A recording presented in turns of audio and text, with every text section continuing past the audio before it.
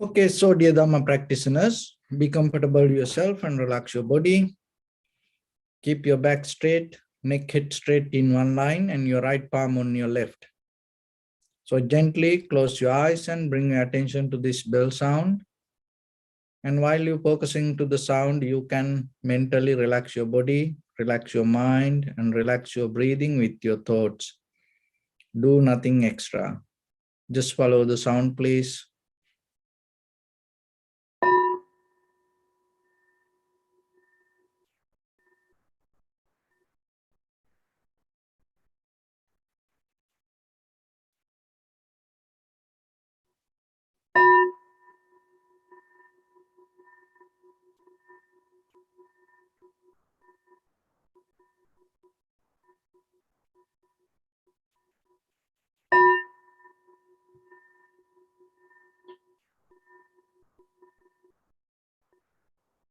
Namo tassa bhagavato arahato samma sambuddhassa. Namo tassa bhagavato arahato samma sambuddhassa. Namo tassa bhagavato arahato samma sambuddhassa. Homage to the Blessed One, the Exalted One, the fully enlightened One. So, dear Dhamma practitioners, before we get into practice ourselves, we'll take few minutes to clarify the methods that we use here to cultivate our awareness. So when it comes to meditation, as you know, nowadays it is a huge subject. People practice meditation for different reasons. But here, the one of the most important thing you have to understand, we go the deeper to the bottom and cultivate the awareness or develop our profitable skills with the mind. If you're able to do that, in the surface level, whatever that other things you experience, that everything can change and get the best benefit out of this meditation. Why I say so? Because whatever the surface level, physical, psychological, social, economical, political, so environmental, any situations we experience today, it all came out of the people mind. It came out of the people's behavior. When the people have unclear mind,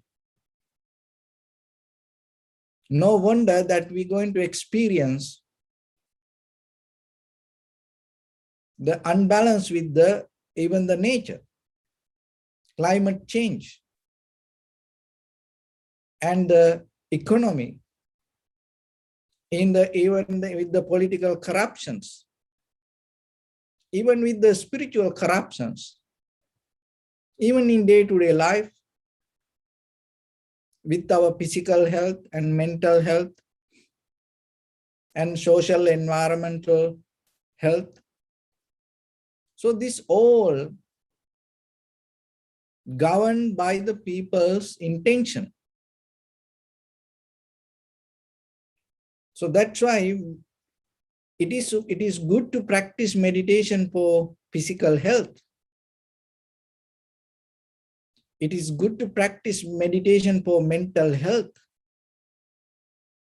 But there is something beyond this all. That's deeper understanding. Make you a person to understand the very pure nature exists within yourself. Because if you don't understand it, out of your bodily, verbally, mentally, behavior or the actions, whatever come out, sometimes it can be harmful. And as you know, that most of the difficult problems came to world from spiritual practice, from the most devoted people. And they have done a lot of difficulties to the world. And when you develop the faith regarding something, and you have to be very careful, and you have to have very clear understanding about it. Otherwise, if you allow it to grow inside you, and maybe out of your bodily, verbally, mentally actions, and other people going to experience some kind of difficulties. So in the very first level, if you able to develop your mind with very clear understanding, that understanding will help you to slowly, little by little, gain some experience. Because once you develop the deeper clarity, the understanding within yourself, and it will help you to understand this very existence. So in day-to-day life, we mostly depend on the knowledge-based environment. Knowingly things is important. Knowingly things take us to certain kind of success in the conventional life. So that knowingly brings us the knowledge. But the wisdom is beyond your knowledge. So the wisdom, so whatever the knowledge that you accumulate or you experience, once it becomes experience, and out of that experience, whatever come, it becomes your wisdom. So the practicing meditation is kind of like you develop a bridge, connection in between your understanding and your wisdom. Why? Because this is the moment you experience it. And you experience with very clear, pure, sharp, independent mind, without any bias, without any fear, without depending from anything, just by your own consciousness. So one should develop that pattern. Little by little, your mind able to gain the wisdom part more and more higher. So the knowledge is base, it is very important. From childhood to now, we learn things from others. But at the same time, just imagine that learning that things in a certain way make us kind of like a prisoners. Because that learning make us very limited to think or experience or to understand. So you can be in that very limited experience, but to get into the ultimate truth, you have to get out of what you know. But to get out of what you know, you cannot resist it. It is okay, just let it be there. Nothing wrong with that. Why? Because that is what brought us here. So just let it be there.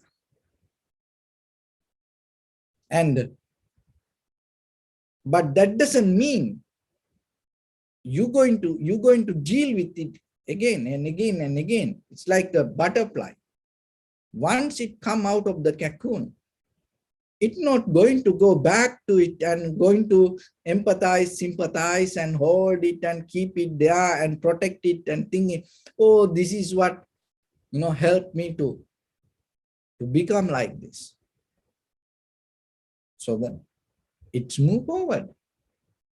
So if you look very carefully, the very nature, no need any kind of theories or the pattern, the very nature of you, each and every single atom, subparticles, particles, this everything happening in you has a nature. Each and every breath has a nature. You don't need to read books to understand it. So when you observe, you recognize it. What is that nature? Detachment. Your body itself, your growing means you moment by moment detach from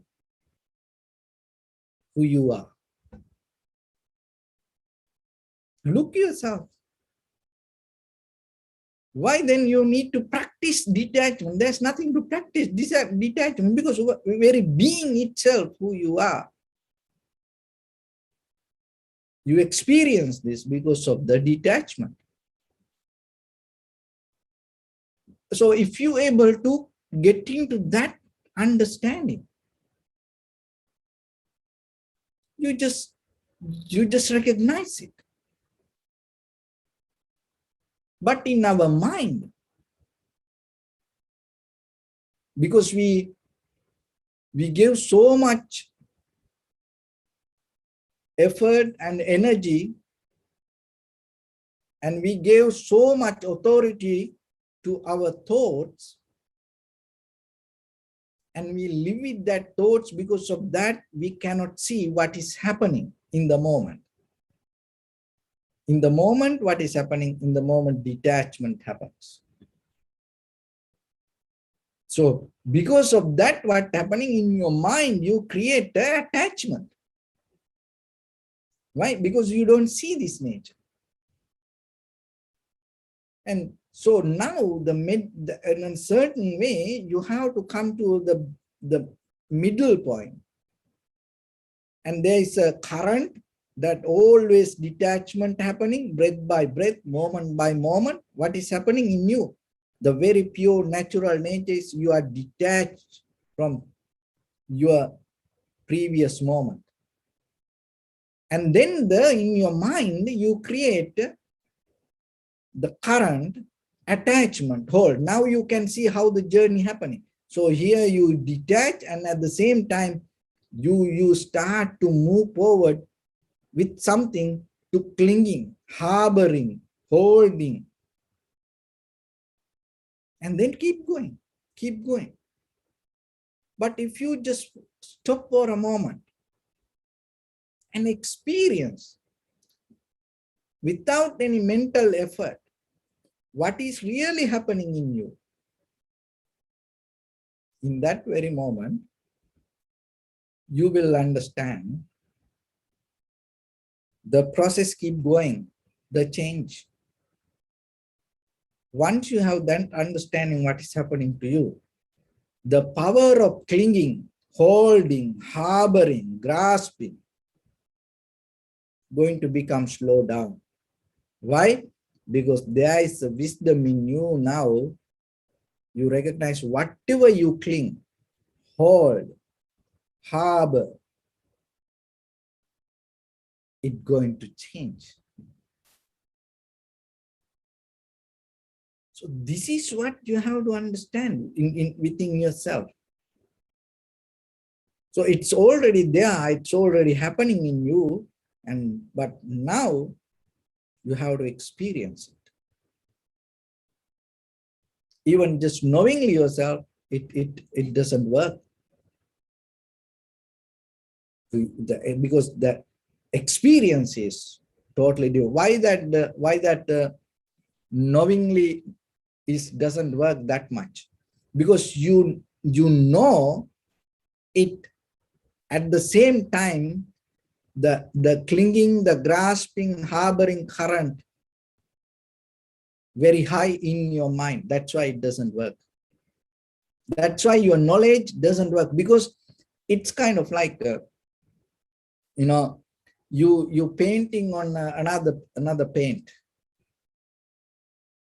It's not going to really hold it to you, because already in your mind, your experiences go towards desires. While you are running towards desires, or to reach to something, gain something, to become somebody, whatever you know, not going to work. For the moment, maybe it give a kind of like a satisfaction, but it doesn't resonate with you. It doesn't be with you. Always you are in the current. So then, in this practice, we're trying to develop a method from the beginning to slow down our mind. To slow down your mind, you cannot just keep praying, thinking, or visualizing, or kind of like that. You need a kind of primary mental object to it, and really happening within you, and real, not an imagination. It should be very real, and it should be within you, and it should be available 24/7, and it should not depend on any condition or limitations. So that's why your own body, your own inhalation, exhalation, your own feelings, those are the best primary mental objects. If you're able to recognize it. So once you settle down with it, the very first level, the mind will slow down, keep running towards desires. And once the mind slow down, it naturally can see what is happening in the moment. And once you have that wisdom, your transformation happen inside you within your own understanding. So in the very conventional level of experience depend on the body. So we mostly in this material world, with this physical, we deal with everything. But deeply, we don't care about the intention. But end of the day, when the results start to come, invisibly, our intention going to play the big role. So once you start to observe your own sensation, this is the Dharma that you can recognize. It's like, even though on the surface level you see the waves, the water, you start to see how that water depends from the underneath the current. So once you know that, you know it. And then anymore, you're not going to look for something. Why? Because you know your intention. And now you can see it. So then, rather than more into this outside things, you become very careful and sharp, mindful regarding your inner intention. That itself become your discipline. And that itself become your own wisdom. So that path show you more and more and more what is happening inside you. And at the same time, you recognize that whatever happens, it happens not because of just you. It happens according to necessary cause and conditions. And once you recognize that, you're not going to be so mad, sad, worried, disappointed, and so joyful, thinking like that. Why? Because that everything happens. That kind of things happen when the body becomes the epicenter. But when the intention becomes the epicenter, it's going to be totally different. So developing awareness is a method rather than depending on this physical layer, we deeply go into the mind and see. So when it comes to that, whatever you experience as perception and as feelings, and the recognizer, experiencer. So always remember, there is no two things. It is the same thing appear in two ways. So then while you're observing the sensation, once you settle down with that and slowly, deeply, thoroughly observe and see, who is this experiencer?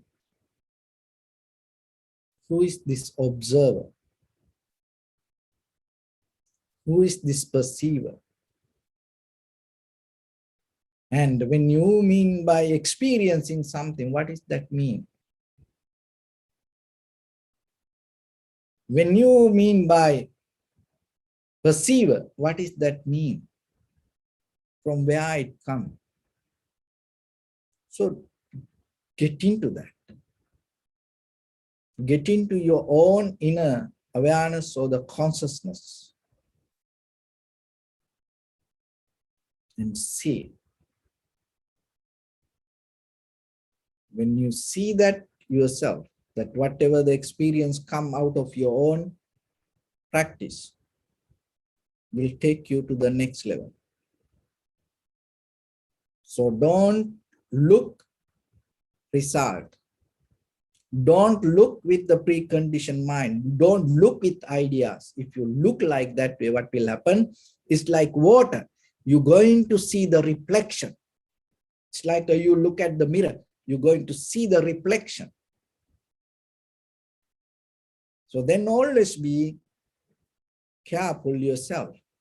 When you see, just see. Only thing is be aware you see. So that way it will help you little by little, little by little, little by little, take deeper into your experience and without change, without reacting to whatever the experience you go through. So that is another thing. You have to be disciplined within yourself. When you observe, don't react, because that reactive mind come out of our inner behavior as ordinary people. There is a way that our reactive mind can come out of awareness or the consciousness. That is where you don't create any karma, like enlightened masters. So, but mostly ourselves, we react with our inner behavior. So that's why in the surface level, that whatever you experience, don't go to reactions. Don't go with intention. Just deeply, thoroughly settle down with primary mental object, and from there, and deeply observe what is happening right now, right here within you. Don't cheat yourself. And always remember, you are your own master. You are your own guru. You are your own teacher. So do whatever related to practice.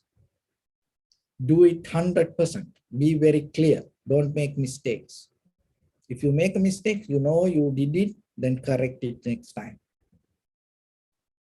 So that way, in the moment by moment, at least you develop certain kind of self-confidence with the practice.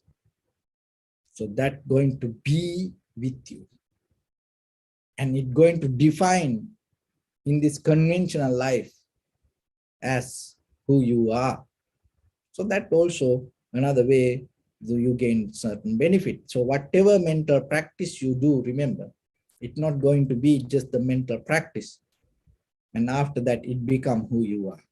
It's going to come out of your body. It's same like what we eat. So what we eat in the very next day, what happening? It become our body. So especially with your mental practice. So whatever you practice, remember, it's going to be who you are.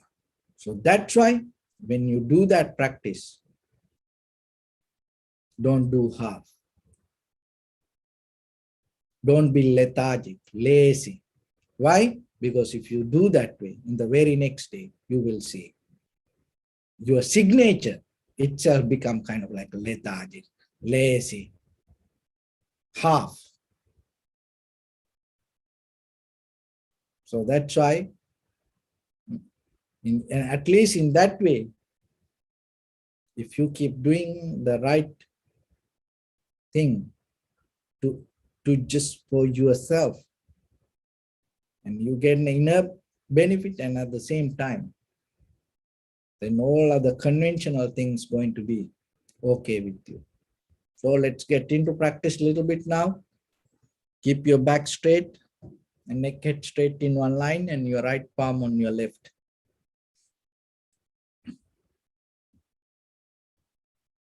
So bring attention to your body and scan head to toes 3 times. And say Sopatveva, or may I be well and happy 3 times.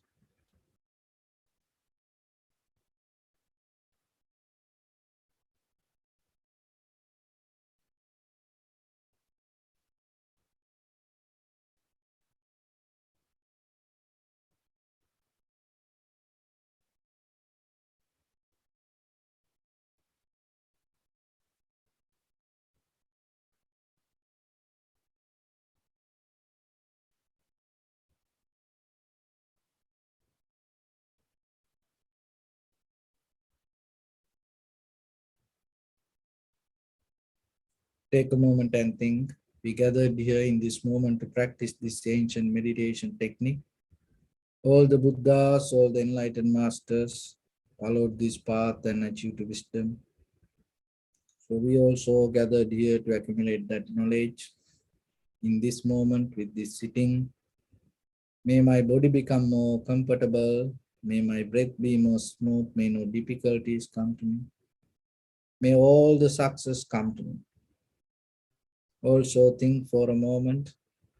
This is the last moment we're spending in this very lifetime. And detach your mind from all your past memories and as well as any kind of future thoughts. Just try to remain in the present moment, observing the sensation of your inhalation and exhalation. So in the beginning, deeply and gently, breathe in, breathe out 3 times, please.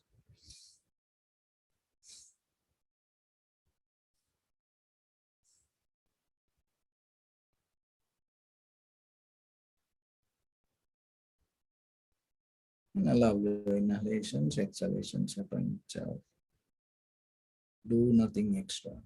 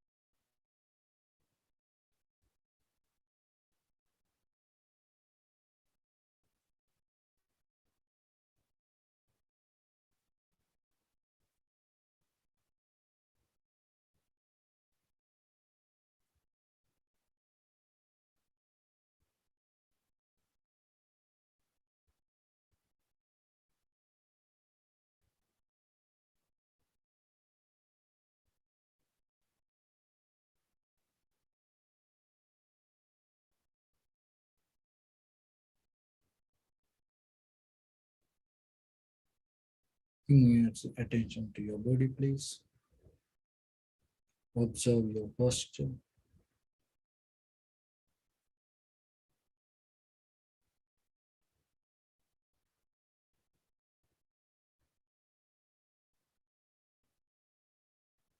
We cultivate loving kindness and compassion in our heart and radiate it as a light through entire your compound, village, city, state, country, world, around this universe. Also, as far as you can, through galaxies, other planets, stars. Reminding yourself like this. With clear intention, mentally repeat after me. May all living beings in this universe be well and happy.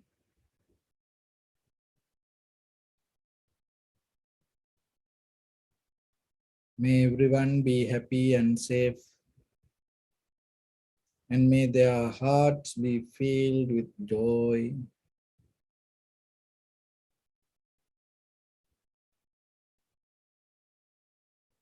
May all living beings live in security and in peace. Pinchua, pray low, strong, tall or short, big or small, visible or not visible, near or far away,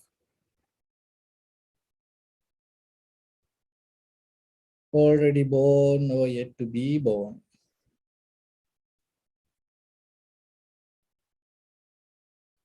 May all of them dwell in perfect tranquility.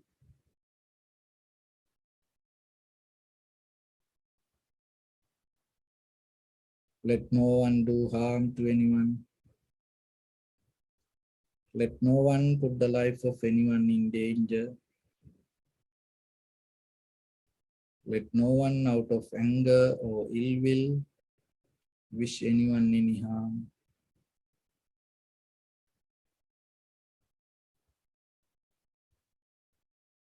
Expand the loving kindness and compassion beginning from your heart. Forward, visualize yourself and send it as a light.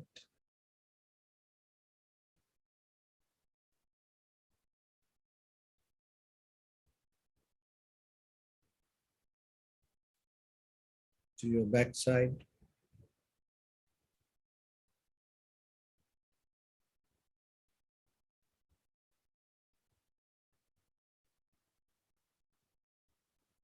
to your left side,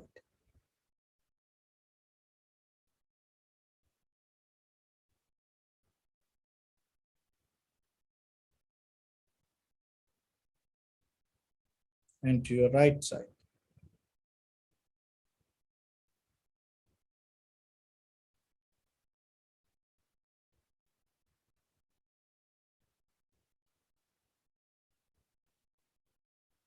Downward,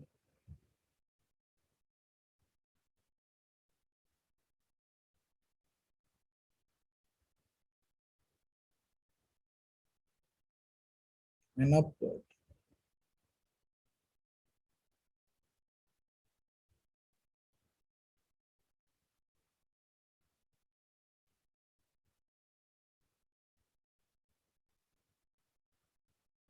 To all six directions at once, like the moon, the sun, spread the light, spread the energy, without any condition, without any limitation, without any resistance or without any judgment. Let your heart to shine with the loving kindness and compassion from the bottom of it, with the maximum effort to the highest, wishing yourself May all living beings in this universe be well and happy.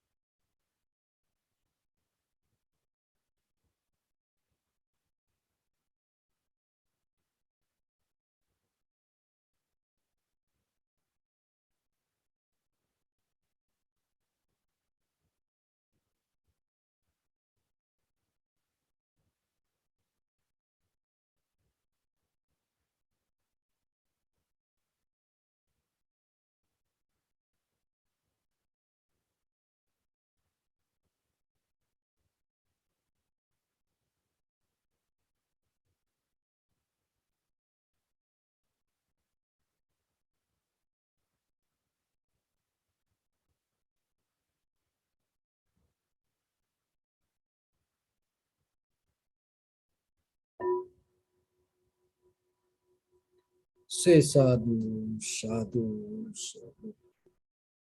So first of all, we offer this practice to the great qualities of the Buddha, Dhamma, and the Sangha, and also by the power of this meritorious act, may all of us get out of sickness or the disease or aging and the death.